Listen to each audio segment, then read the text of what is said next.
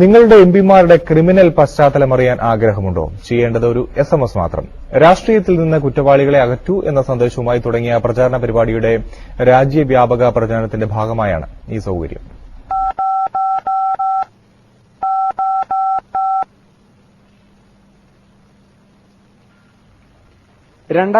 ലെ ലോക്സഭാ തെരഞ്ഞെടുപ്പിനായി തിരഞ്ഞെടുപ്പ് കമ്മീഷന് സമർപ്പിച്ച സത്യവാങ്മൂലത്തിൽ നിന്നാണ് ലോക്സഭയിലെ 543 എംപിമാരുടെയും ക്രിമിനൽ പശ്ചാത്തല വിവരങ്ങൾ ശേഖരിച്ചിരിക്കുന്നത്.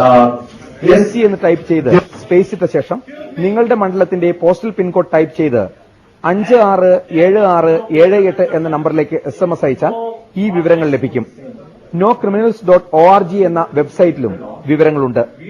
ഈ വിവരങ്ങളനുസരിച്ച് കൊലപാതക കേസുകളിൽ ഉൾപ്പെട്ട 24 പേരടക്കം 128 എംപിമാർ ഏതെങ്കിലും ക്രിമിനൽ കേസുകളിൽ പ്രതികളാണ്. കേരളത്തിൽ നിന്ന് 6 എംപിമാരാണ് ക്രിമിനൽ കേസുള്ളവരുടെ പട്ടികയിലുള്ളത്. പ്രകടനം, ഉപരോധം തുടങ്ങിയ സമരങ്ങളുമായി ബന്ധപ്പെട്ട കേസുകളിലാണ് കേരള എംപിമാർ പ്രതികൾ.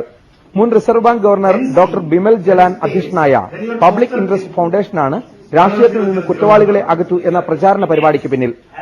പ്രമുഖ നിയമജ്ഞൻ ഫാലി നരിമാൻ, ഗാനരചയിതാവ് ജാവേദ് അക്തർ, രാഹുൽ ബജാജ് എംപി തുടങ്ങി നിരവധി പ്രമുഖരും ഇതിന് പിന്തുണ പ്രഖ്യാപിച്ചിട്ടുണ്ട്. I think it starts with those who have the privilege to give tickets, and they give tickets to criminals. And their excuse is that these criminals are winning candidates. You will find that politics, instead of being just an attractive destination for people to wield power, there will be more people who would enter politics who can serve the people. കുറ്റവാളികളെ സ്ഥാനാർത്ഥികളാക്കരുതെന്ന് രാഷ്ട്രീയ പാർട്ടികളോടും സ്ഥാനാർത്ഥികൾ കുറ്റവാളികളാണെങ്കിൽ vote നൽകരുതെന്ന് സമ്മതിദായകരോടും അഭ്യർത്ഥിക്കുന്നതാണ് പ്രചാരണ പരിപാടി. Manorama news, Delhi.